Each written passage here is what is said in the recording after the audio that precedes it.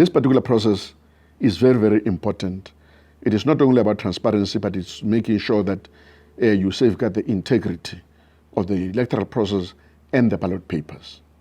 Now, the ballot papers get deposited by a voter into a ballot box after voting.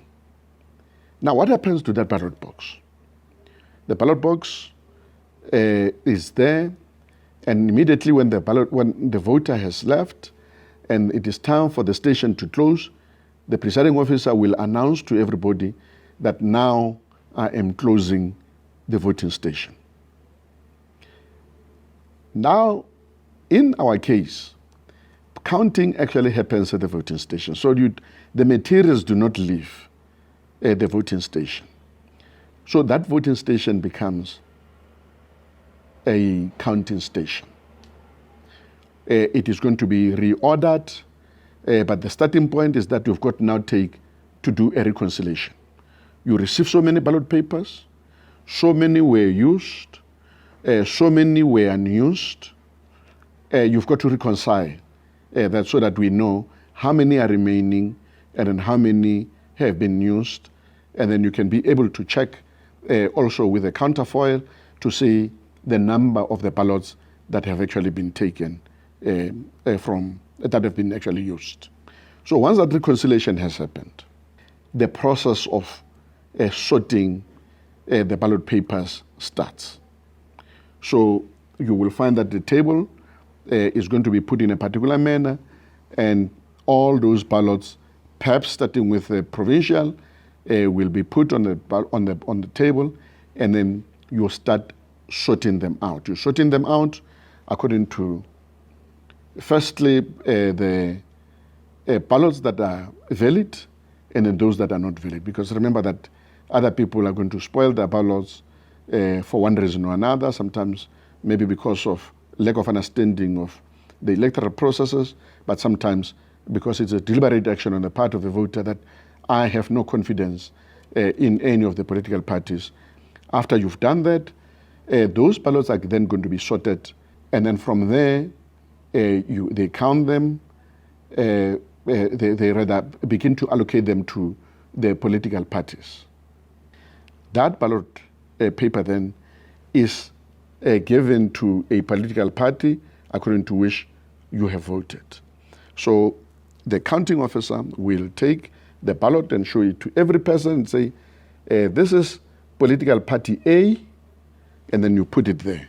This one is political party B, you put it separately. Political party C, you put it separately.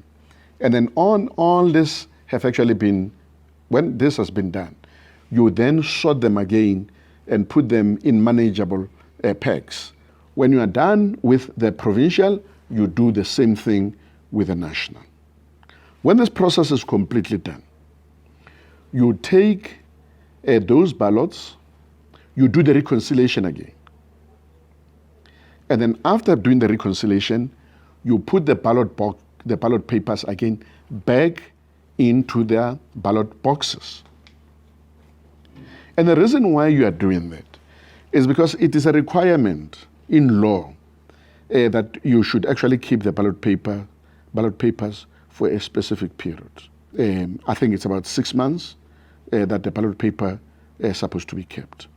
And then you are keeping it just in case there is a need for recount.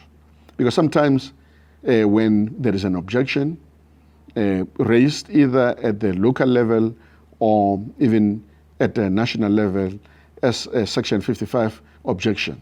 In other words, these are objections material to the outcome of the results of the elections.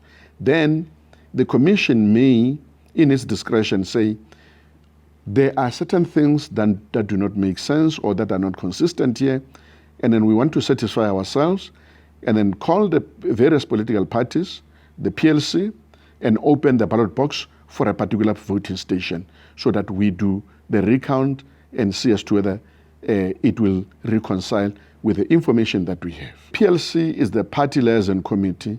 It is constituted by political parties participating in the elections or alternatively those that are represented in National and Provincial Assembly. So you will get the representatives because these are the parties that are there throughout the year. Their role is to advise the Commission on matters related to the elections, but it is also a platform where the Electoral Commission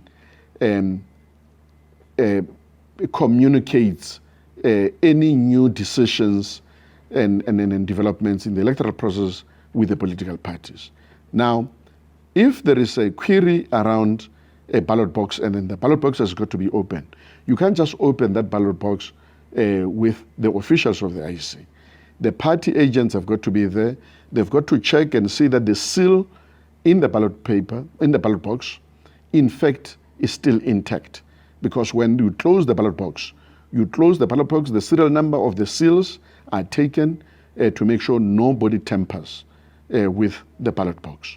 So before you open the ballot box, you get the parties to be there again to observe that in fact everything is intact, and then you can then be able to do a recount. The destruction of the ballot papers will only happen 6 months later after the elections, when there are no longer any queries that you are dealing with related to the elections.